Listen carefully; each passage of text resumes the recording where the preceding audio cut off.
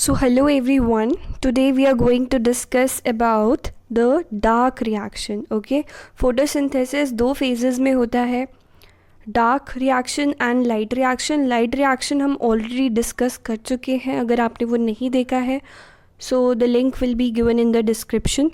आज हम डिस्कस करेंगे about the dark reaction. Okay, so आज हम किसके बारे में डिस्कस करने वाले हैं? अबाउट डार्क रिएक्शन,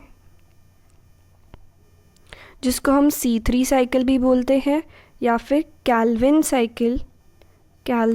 साइकिल भी इसको बोला जाता है. ओके, सो डार्क रिएक्शन कहाँ पे होती है? डार्क रिएक्शन स्ट्रोमा के अंदर होती है.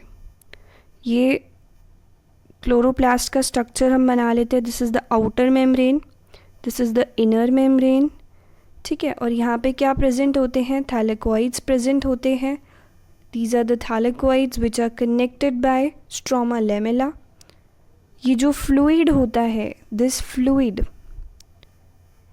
is known as stroma.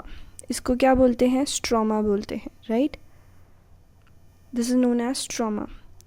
और ये जो आप एक structure देख रहे हो, देखो आप इसको ऐसे समझ सकते हो कि एक कॉइन है, ठीक है, उस कॉइन को हम क्या बोल रहे हैं? थैलेकोइड. That is known as thylakoid. Okay, whereas पूरा जो स्टैक है, मतलब एक कॉइन के ऊपर कॉइन रखा हुआ है, एक पूरे स्टैक को हम क्या बोलेंगे? उस पूरे स्टैक को हम ग्राना बोलते हैं. That is known as ग्राना. तो जो लाइट रिएक्शन होती है ना, वो थैलेकोइड के अंदर होती है, और डार्क रिएक्शन कहाँ पे होगी? स्ट्रोमा के अंदर होगी. तो डार्क रिएक्शन कहाँ पे होगी? It occurs in the stroma. ठीक है, स्ट्रोमा के अंदर होगी. लाइट रिएक्शन में जो हमारा ATP बना था और NADPH बना था, वो यहाँ पे यूज़ होगा.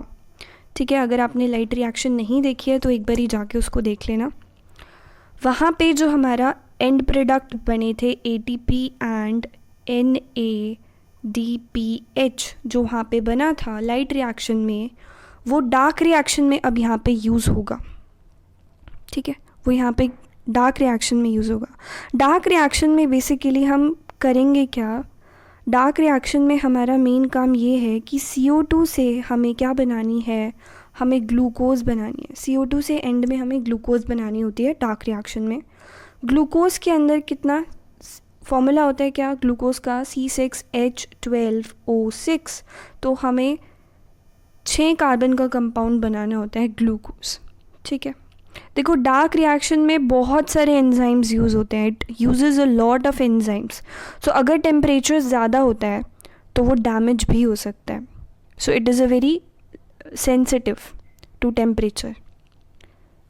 टेम्परेचर ज़्यादा होगा तो एंजाइम्स जो हैं डैमेज हो जाएंगे. Now let us start with our Calvin cycle. Okay, so Calvin cycle start कहाँ से होती है? देखो CO2 है, CO2 कार्बन डाइऑक्साइड एटमॉस्फेयर से जो आ रही है, अब उसका जो प्राइमरी एक्सेप्टर है, यानी कि आप CO2 को सबसे पहले कौन पकड़ेगा? Who is the primary acceptor? सबसे पहले कौन पकड़ेगा CO2 को? That is RUBP. RUBP means ribulose biphosphate.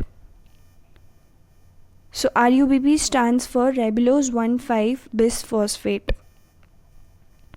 So RUBP क्या होता है? RUBP is the primary acceptor of CO2. ठीक है, and it is a 5 carbon compound. कितना? 5 कार्बन कंपाउंड का मतलब क्या है? This is 1, 2, 3, 4 and 5. 5 कार्बन लगे हुए हैं और एंड में आपके पास 2 फॉस्फेट लगे हुए हैं. हम इसको क्या बोल रहे हैं? 5 कार्बन कंपाउंड. बट जब इसमें एक जब CO2 ऐड हुई तो ये क्या बन गया? एक अनस्टेबल कंपाउंड बन गया 6 कार्बन का. क्योंकि देखो एक CO2 में एक कार्बन है ना, तो एक कार्बन जब ऐड हुआ तो 5 carbon plus 1 carbon is equal to 6 carbon, right? तो जब एक CO2 ऐड होगी तो वो अनस्टेबल 6 कार्बन कंपाउंड का क्या बन जाएगा, 6 कार्बन का एक अनस्टेबल कंपाउंड बन जाएगा, ठीक है। अब रुबिस्को जो है, this is the enzyme, rubisco is the enzyme which catalyses the reaction between carbon dioxide and RuBP। ये एंजाइम है जो इस रिएक्शन को कैटेलाइज करेगा, ओके।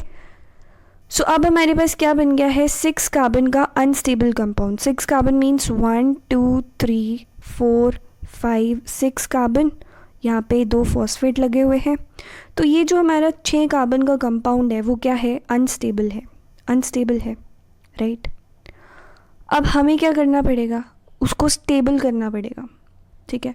तो वो जो अनस्टेबल कंपाउंड है वो ब्रेक हो जाता है इनटू, ये जो 6 कार्बन का कंपाउंड है वो ब्रेक हो जाएगा 1 2 3 1 2 3 3 कार्बन के कंपाउंड के अंदर, ठीक है। यहाँ पे एक फॉस्फेट लगा हुआ है, यहाँ फॉस्फेट लगा हुआ है, and this 3 carbon compound is PGA, that is phosphoglyceric acid, ठीक है। तो ये जो 3 कार्बन का कंपाउंड है वो क्या है, PGA, that is phosphoglyceric acid. यहाँ पे मैं लिख भी देती हूँ आपको, PGA stands for 3 phosphoglyceric acid, या आप ग्लिसरेट भी इसको बोल सकते हो, ग्लिसरेट और glyceric acid same thing, okay. So यहाँ पे क्या बन गया, PGA बन गया, दैट इज फॉस्फोग्लिसरिक एसिड, ठीक है। और ये क्या है, फर्स्ट स्टेबल कंपाउंड है इस साइकिल में। फर्स्ट स्टेबल कंपाउंड कौन सा है, that is phosphoglyceric acid, PGA, phosphoglycerate भी बोल सकते हो, ठीक है, राइट। अब ये जो स्टेप है ना आपका, let me just rub this, हाँ जी। तो RuBP से PGA बना, ये जो स्टेप है this is known as the fixation step.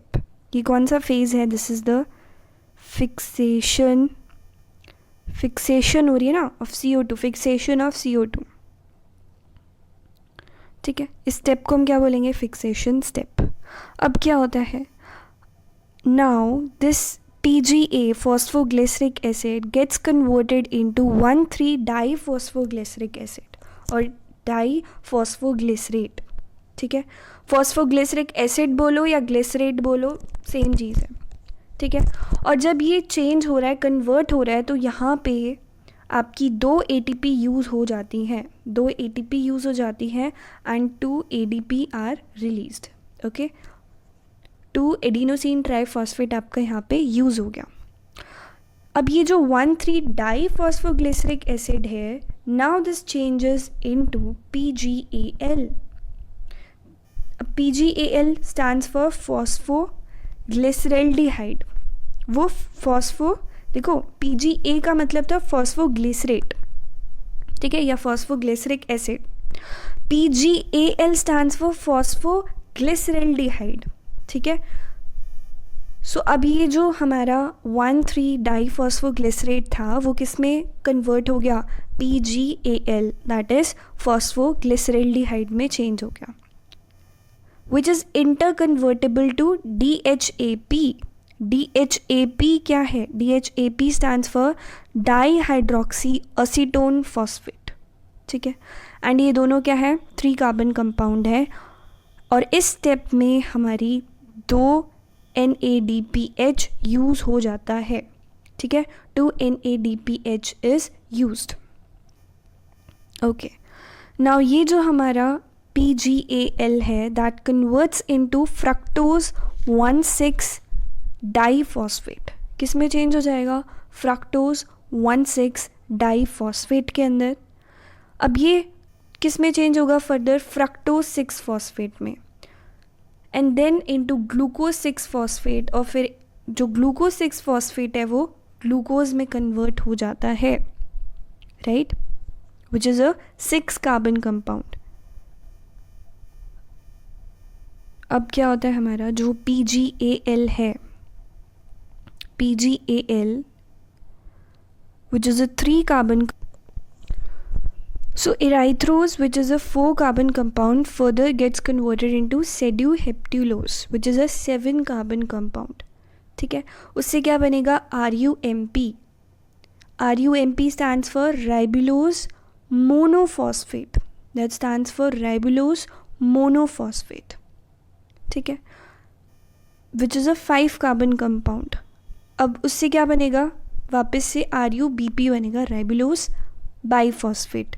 And यहाँ पे हमारी एक ATP फिर से यूज़ हो गई है. 1 ATP is again used. Okay, so this was your, now let me tell you the phases.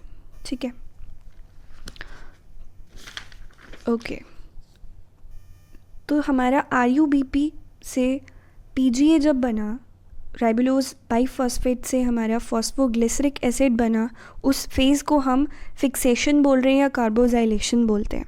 ठीक है, अब हमारा PGA से PGAL जब बन रहा है, PGA से PGAL जब बन रहा है, इस स्टेप को हम बोलेंगे reduction phase. This is known as reduction phase. Okay, this is known as the reduction phase. ठीक है, अब क्या होता है? अब PGAL से RUBP, PGAL से RUBP तक का जो फेज़ है, इसको हम बोलेंगे regeneration. This phase is known as regeneration phase. ठीक है, तो आपके पास यहाँ पे कितने 3 फेजेस हो गए. इन कैल्विन साइकिल या C3 साइकिल बोल लो या फिर डार्क रिएक्शन बोल लो, सेम चीज़ होती है. पहला स्टेप इज़ फिक्सेशन, फिर रिडक्शन हुआ एंड देन रीजनरेशन. ठीक है, रीजनरेशन में क्या होता है? वापस से आपके पास क्या बन गया? राइबुलोज बाइफॉस्फेट बन गया. नाउ ये हमने एक साइकिल पढ़ी. ठीक है, ये हमने एक साइकिल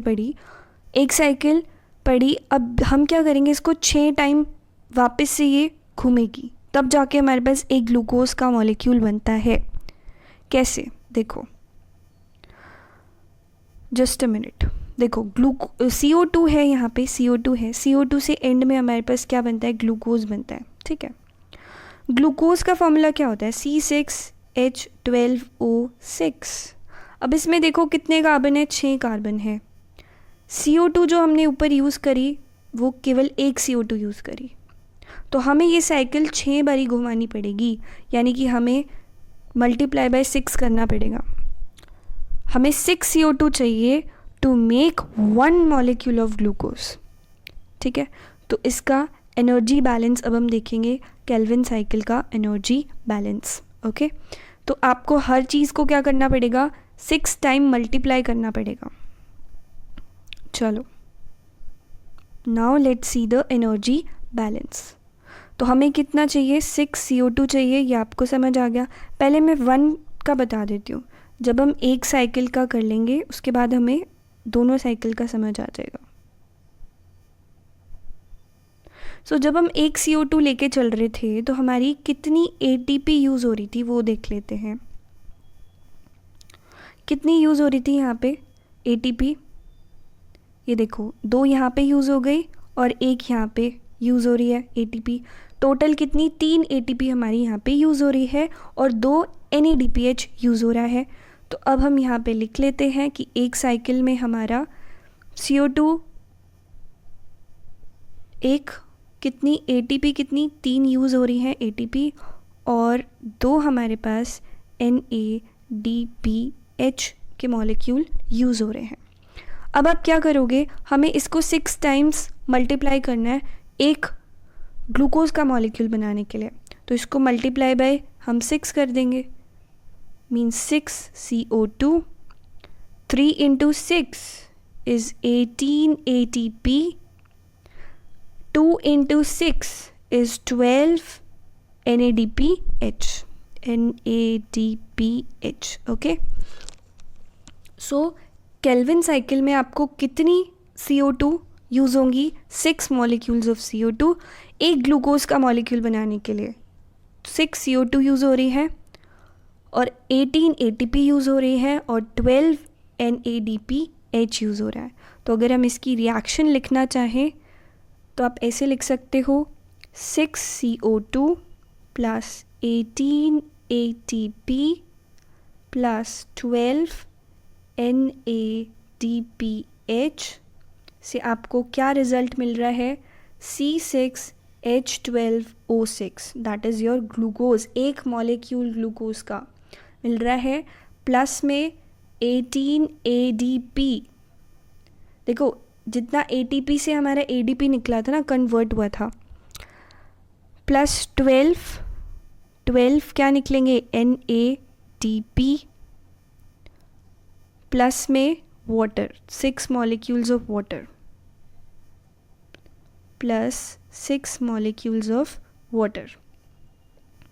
सो ये आपका क्या हो गया, energy balance of the Calvin cycle. So that's all for today. If you like the video, do share it with your friends and don't forget to subscribe the channel for more updates. Thank you and have a wonderful day.